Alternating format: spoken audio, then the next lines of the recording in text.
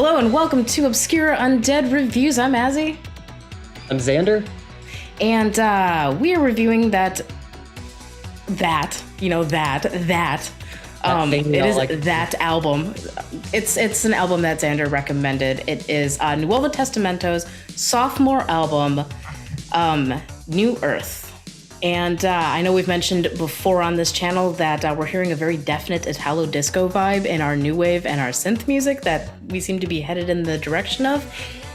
This album encapsulates that whole idea perfectly.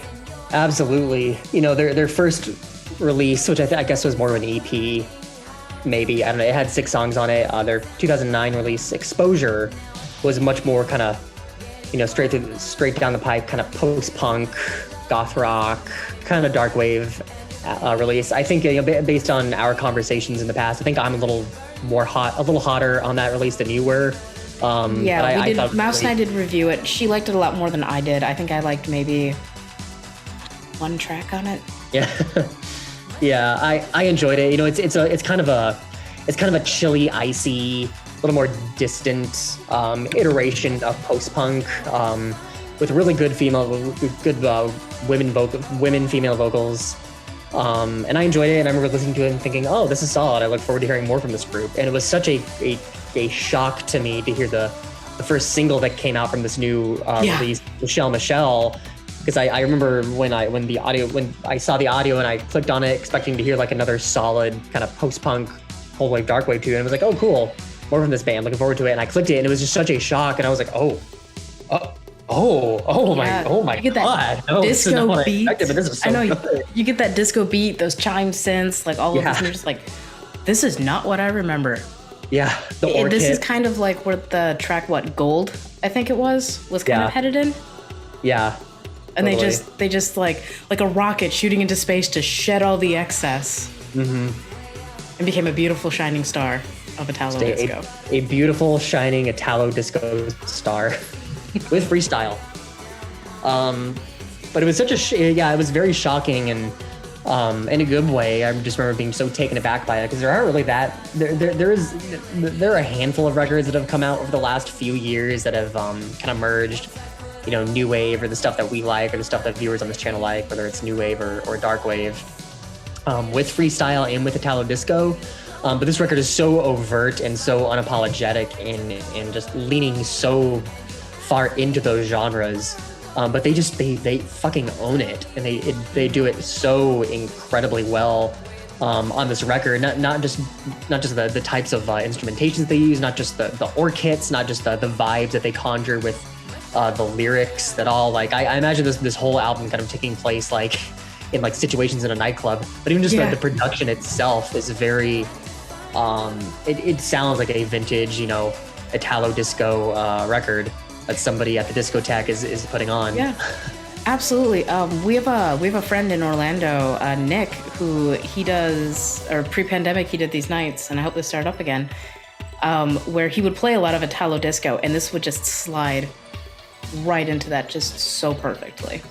But going back to your point on the lyrics, I liked the lyrics. They were really intimate, like in terms of just the situations that they describe, but also just I really wish I knew the name of the vocalist, but their personal feelings and the conflict and the struggle, and it's so conversational, and the message just comes across just very natural, and it's not cheesy or overdone or overbearing in some of like what you might expect in some of this topic matter that we find in like other albums. It's just, I don't know how to explain it other than it's so natural talking about these human interactions in the lyrics. Yeah, you know, a lot of goth and a lot of dark wave, a lot of the lyrical subject matter, I think, is it's often, you know, it's existential or it's poetic or it's kind of larger than life, or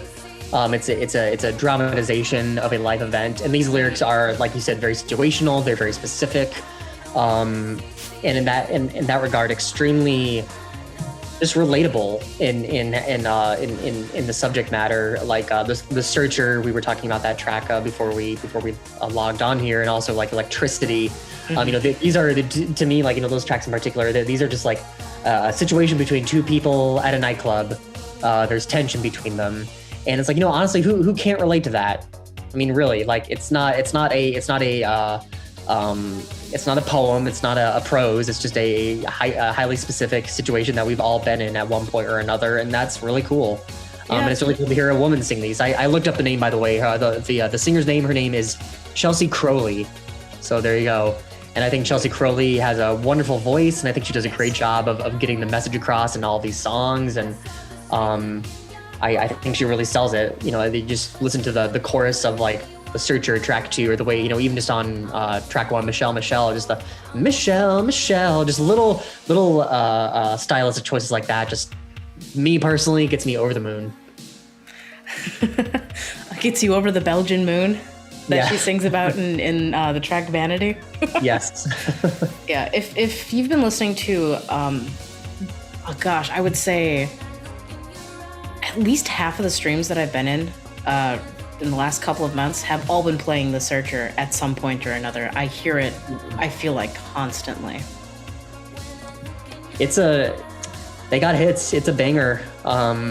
It's just, it has that drum beat and the chorus, and the kind of that brief reprise of some of the lyrics before the chorus at the end. It works. I have a random thought. Yeah. The title track, not just the beat, the din, but also the way she sings the lyrics, it very much reminded me of. It had some really good swing, like in the beats.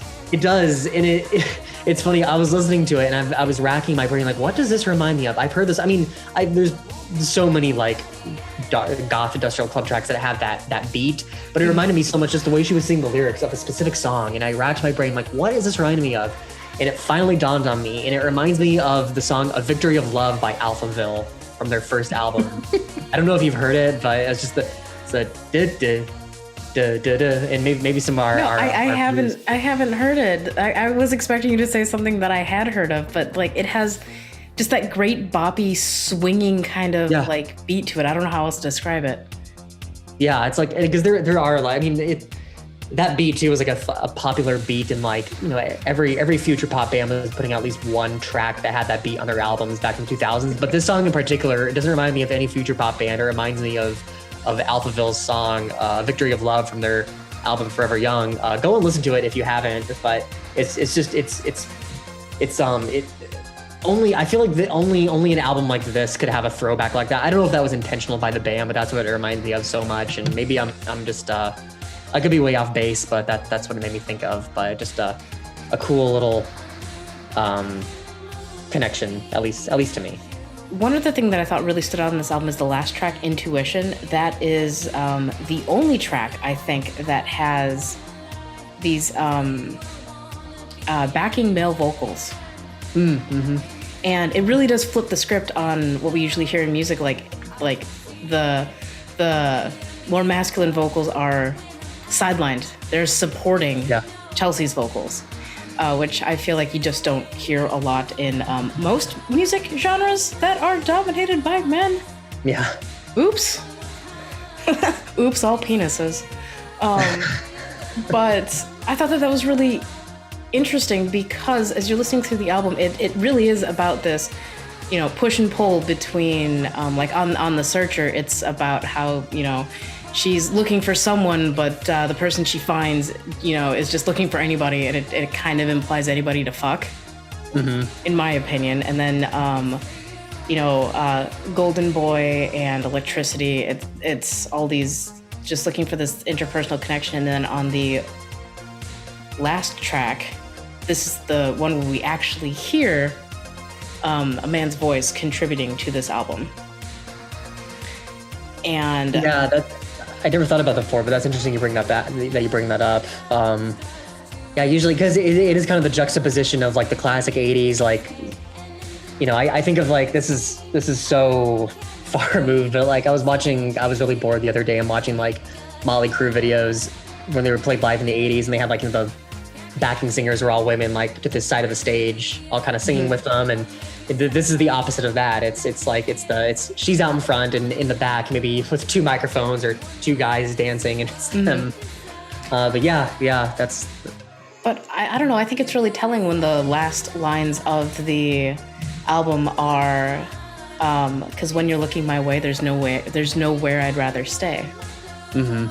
So I don't know if it has a happy ending, but it has an ending where at least what it feels like has been searched for on all the other tracks is at least found for the time being. Yeah, it's definitely a sense of finality. On Electricity, it's interesting because the chorus or the verses, I keep telling you move on. You keep saying that I'm the one, but then the chorus, she's saying, so boy, won't you dance with me tonight? It's all, and it's like what you said earlier, this push and pull, this like, I want you, no, I don't want you. And then, at the very end, there's this kind of, it sounds like a recording of somebody picking up their phone saying, hello, who is this? I told you not to call here anymore.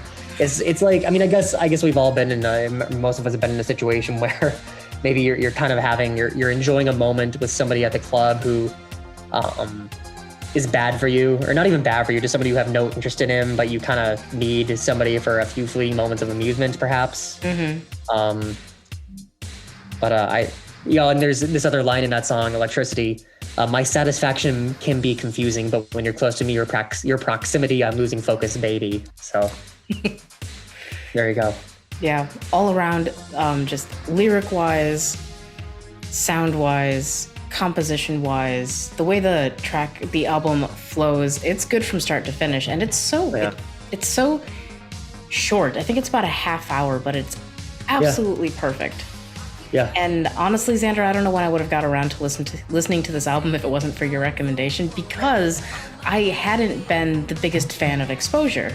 Mm-hmm. Like, I thought it was good, but I thought, like, okay, this is something I can just, leave behind, check out if they release anything else later. But what a follow-up. What a follow-up. It is so good, and it's so different. And there aren't many situations I can think of where a band's sophomore record is a radical departure from their debut. Mm-hmm. And not only is it a radical departure from their debut, but it's also just fucking phenomenal from start to finish. Mm-hmm. Like it's a brave thing to do. It's a bold thing to do, but they do it with such confidence and such finesse and such vulnerability. Vulnerability, yeah. And it's a gamble because it's not what their first release sounds like at all, but just the way they do it, it sounds like they've just been creating this sound for years, really. Mm-hmm. The way that they just the text, the types of instrumentation they use, the production, the lyrics, the orc hits and the beats that they use. They knew exactly what they were going for on this record, and they nailed it. So it's highly recommended. So if you had to pick a single track, what's your favorite track? Oh man, we've been talking about it all along, but I have to go with The Searcher.